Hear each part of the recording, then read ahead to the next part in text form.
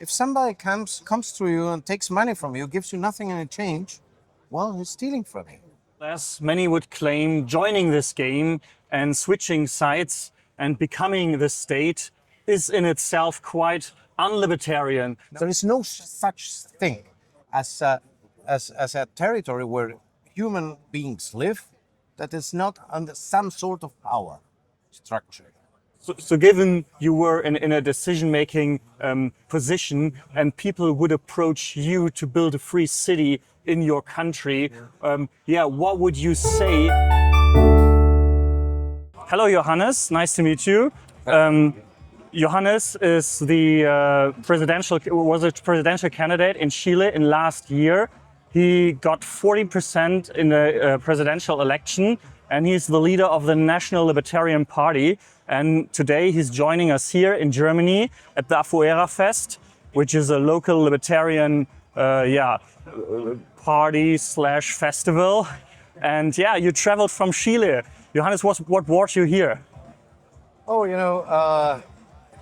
it's very important to get some connections with the rest of the world. We're not fighting this fight alone. We have an adversary slash enemy that is interconnected and works together on a global basis. So we have to do the same. And to do that, we have to plant the seeds for this kind of cooperation. Yeah, absolutely. And I mean, it is amazing to see the kind of libertarian wave that is going through Latin America. And we have Milei in Argentina, we have huge successes in Brazil, and now you just recently founded the Libertarian Party. So how long have you been actively involved in politics in Chile? Actively involved around 4 or 5 years. From the point I joined the Republican Party in Chile, I was elected as a congressman, and then split it out from the Republican Party due to ideological differences, and started to build up the National Libertarian Party 1.5 years ago. And we had a very good run for being so young. We have over 50,000 members, what makes us the second biggest party in the country from the number of members. We have 8 Congress people now in Parliament and 1 senator. I mean, from how many total, just to give our audience? 155 congressmen in Parliament and 50 in the Senate, but only the half of the Senate was renewed last election. So I think we made a good job here. Sounds like a tremendous success. Why do you think that libertarian politics finally start to gain a little bit of momentum in politics? I mean, it is a relatively new phenomenon to see libertarian parties gaining substantial electoral results. So why do you think it is happening now? First, to understand that the libertarian parties in Latin America are a little different to those in Europe or the United States. We have made a part of our discourse is not only economics; it's also social and valoric from value, and that means we have finally catched up with the left that is working on this level. That's the first thing. Second, the states in Latin America. Argentina was complete failed. Yeah. Had complete failed. Brazil is unstable, not too stable, and you have a huge rise of. Also, it's a mixture between religious right and libertarian right that somehow works together to certain point. It's very strange to observe that. And in Chile, we had the revolution from 2019, where the left left all their masks fell. Yeah. So the reaction was very strong, and we were able, over our digital presence, we were able to canalize much of this discontent with this attack on our democratic system. So we were the hardest opposition to that revolution on the net and also on the streets, and that's what we did capitalize. So we mobilized a lot of people. So, from your experience in political activism, in campaigning, what are the messages that you think resonate very well with your voters or with people in general? Like, yeah. First, that libertarianism is a moral stance. You have to hear Milei. Taking money from people that works to give it to people who are just in the state, it's an immoral thing to do. It's not good. It's just stealing. Yeah, and stealing is not good. We we have taken moral stance on these issues, and well, the other part don't have much to oppose to it, because when in the moment you really degrade it to the basics, it's true. If somebody comes to you and takes money from you, gives you nothing in exchange, well, he's stealing from you. And lots of people are understanding that. They are also understanding how they're losing, or their freedoms are being eroded. The freedom to educate their children in the values they seem fit. Yeah? The freedom of speech, of faith. All of these freedoms have been curtained by a left that has become day by day more totalitarian, supposedly in the defense of minorities, but in the end effect when suppressing the rights of the majorities. And we are making the argument for majority government, to defend majority interests. Why? Because in every majority, minorities are also included. You know, if you speak if you speak or you make a politics for the entire Chilean people, who benefits? Also the gay people, the women, everybody benefits if you make politics for the entire country. Yeah, and that is something that had been lost in the left. The idea to support big majorities of population has left been over for defending little interests of little very active and vocal political activist groups. So, so you're claiming you're going to go do, if you're elected, you're going to go do good for the people, but many libertarians would probably reject the premise of of joining the game of the House of Cards game and becoming a politician. No, no, like switching. I'm not claiming I will do good for the people. I'm claiming I will restrain the state to go into those parts of society where state has nothing to lose.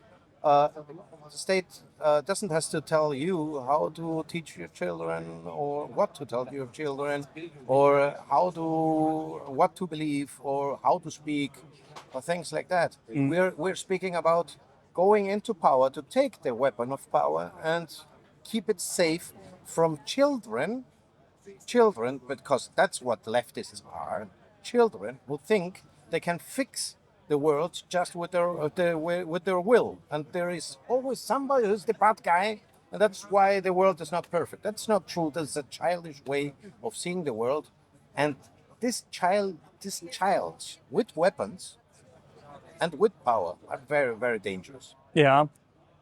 Nevertheless, many would claim joining this game and switching sides and becoming the state is in itself quite un-libertarian. No, so what is your personal view on No, that? it's not. It's like you're going to go to Adams or Jefferson and say, you know what? If you make a revolution against the king, you're the king.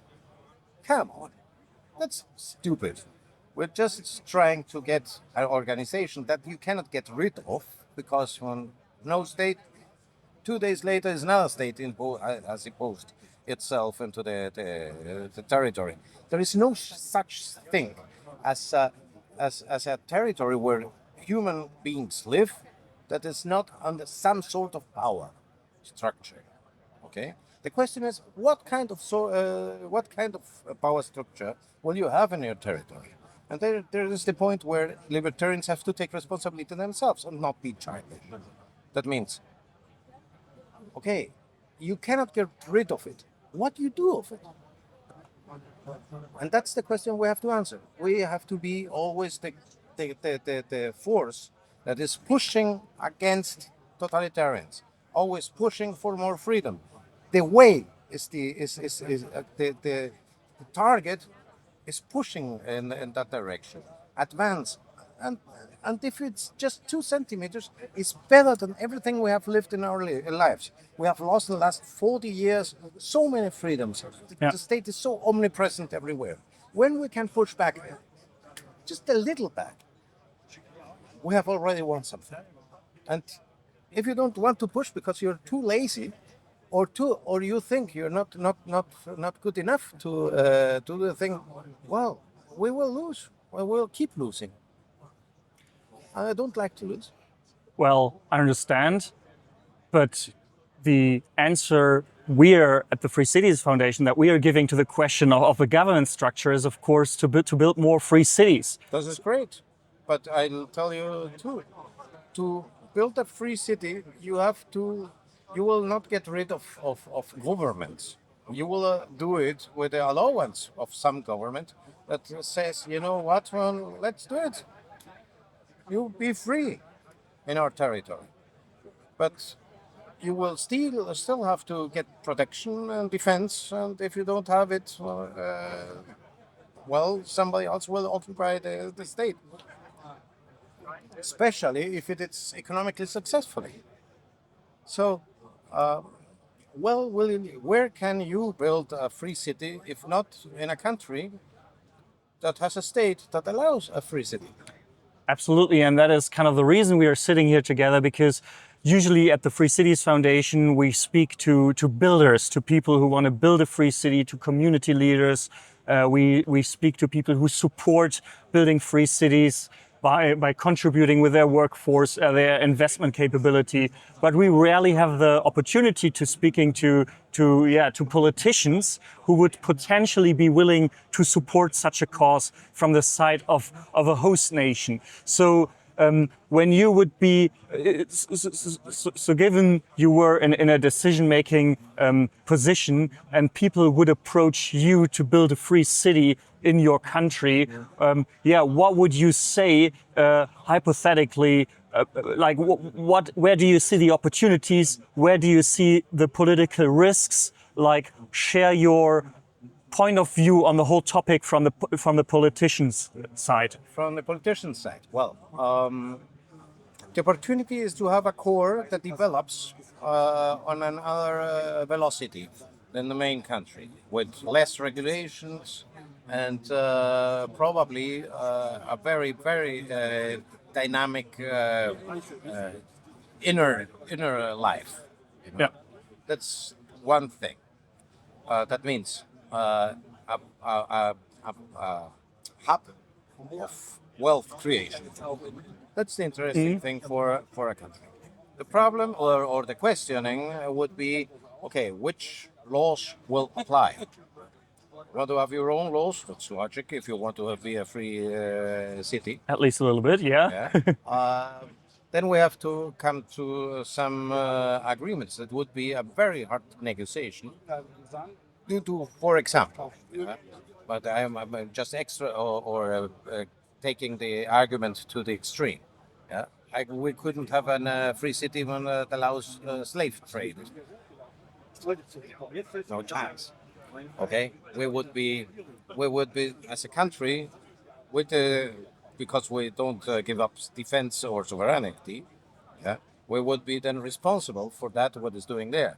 Absolutely. There. So there is some limits to the autonomy that can be given. Can it be done? I think yes. Maybe in a system of concessions, like it was in the old, very old German Empire, or in China, or the colonization process, Tsingtao and Macau or Hong Kong. Um, you may have something in that, and you could advance something in that direction. Uh, but I tell you what, that would be huge of a legal challenge to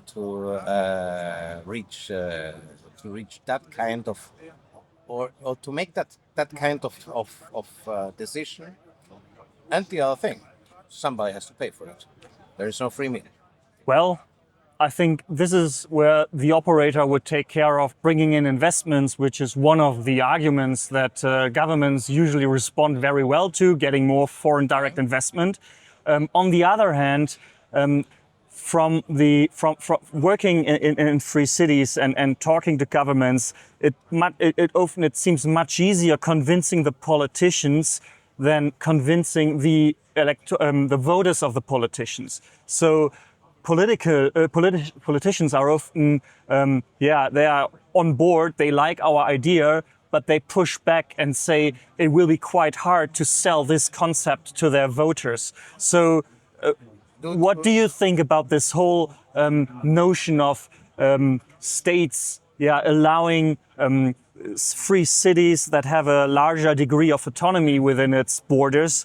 And basically, how do you sell it to the crowd? Like, I think as long as you have a kind of rent, yeah, not selling, but renting a part of the territory for this experiment, I think you could get people to accept it, especially if you confront them with the possibility to have a sort of Hong Kong on your own shores.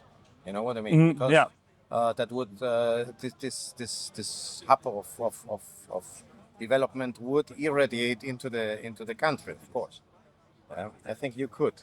What you wouldn't, what is impossible, is just to give up sovereignty or a part of the country permanently. That's not in the. I think that's absolutely impossible to convince the people to do something like that. But a rent and a fine developed system of a legal framework that gives enough autonomy to the free city, but keeps certain central rights, for example, protected. There has to be an agreement. Yeah, could be the way out to allow, for example, minimal tax that has to be paid to the motherland. Yes, and the rest can be decided in the same in autonomic zone. I think it's possible. But for example, right on life, free speech, things like that. I don't think we would could pass a,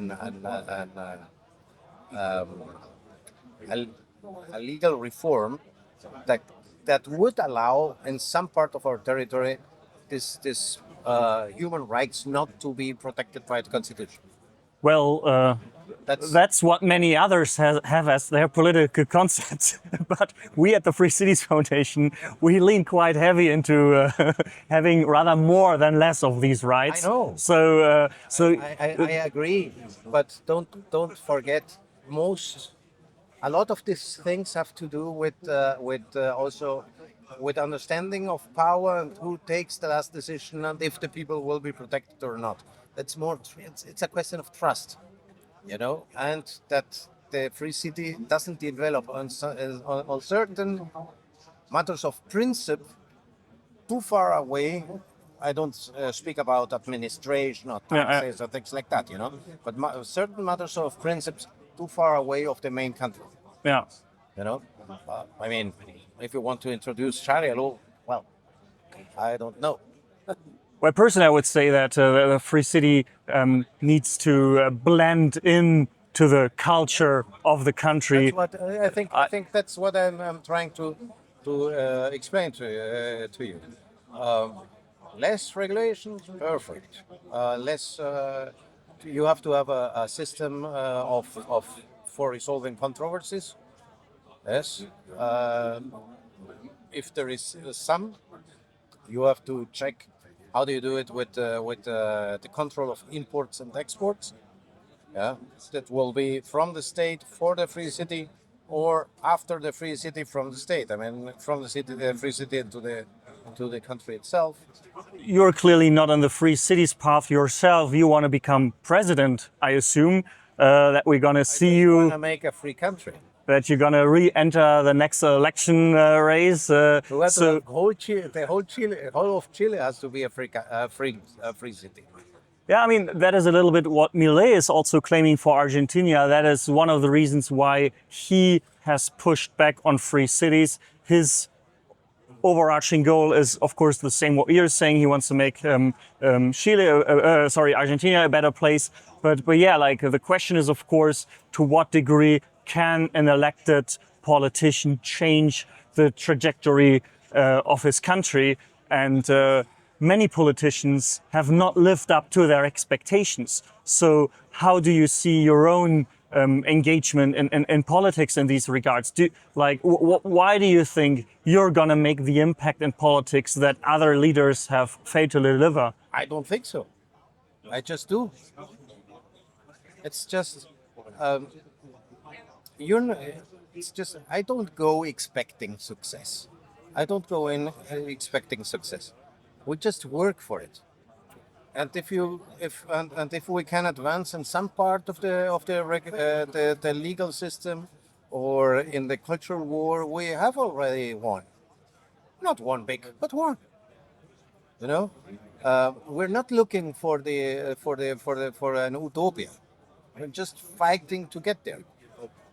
So I would say that maybe those politicians who doesn't advance things are those who are more interested in achieve things fast than in just do it, just work for it. It may not be my generation that is finally successful. Well, Thomas Jefferson said, "Well, that every generation has to fight for its freedom." Yeah. Okay.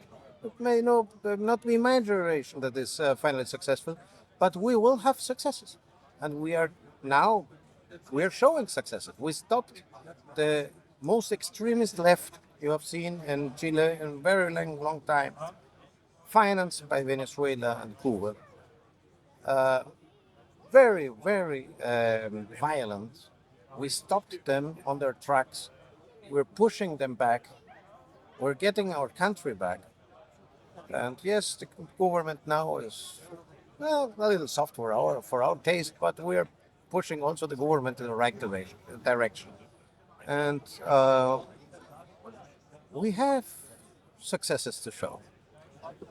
And in global terms, or at least regional terms, do you think that, I mean, we saw some successes in the battles for freedom, and we saw some pushbacks of leftist ideas. What do you envision for the next decade? Not only in Chile, also Latin America and the global West. Where do you see the trajectory? Is it going up? Is it going down? What is your own gut feeling and as educated guess? My gut feeling is there's different. We have different. The Western world is fractured. Yeah, you have some parts of the world that are recovering, and others who are just sinking more and more into madness. I think I would say if we agree all in the next 10 years that man is a sexual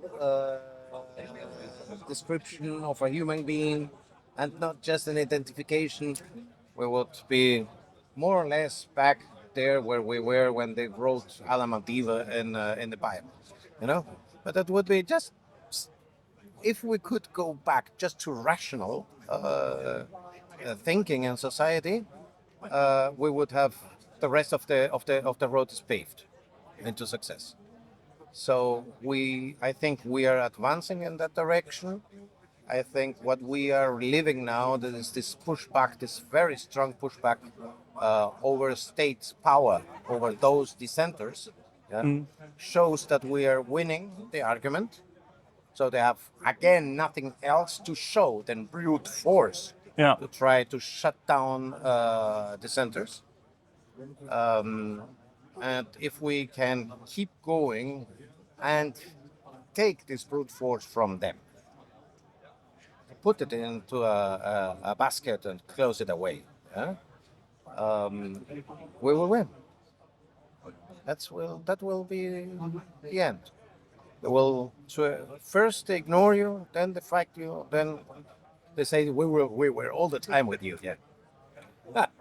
Well, we are certainly at the stage where they started pushing back way stronger than they did before. And I think this is something that you can see in many Western countries, that the opposition, that the opposition. One thing, Germany collecting attacks for moving away. Why don't shoot them in the back as you used to do? So, Well, yeah, Erich Honecker would be proud of you. yeah, so that is nicely said. It is interesting, though, to see that things are certainly moving in a better direction. I have witnessed this myself over the recent 15 years, and so did you probably. And We're not back at the 2000s. I mean, we're still the left pushed us way over the edge. Yeah? To go back to year 2000 would be a huge success. We would be back on path. But it will be a hard work, and these people are, my God, not everyone, but on the leadership side, it's very bad people leading this shit. yeah, okay, so interesting talking to you, because like I said, usually we have we don't have that many politicians who who advocate for freedom so strongly. Yeah, most don't advocate for freedom at all. And it is always interesting to find potential allies on all sides for our cause, because, well, people, there is always some form of government. Our model is having free cities, decentralize, and provide opportunities by privatizing governance. But there also needs to be some form of support from traditional governments At least to allow free neutrality, cities. to allow it. Yes, At yes. least neutrality. I know, and that's something we can work on.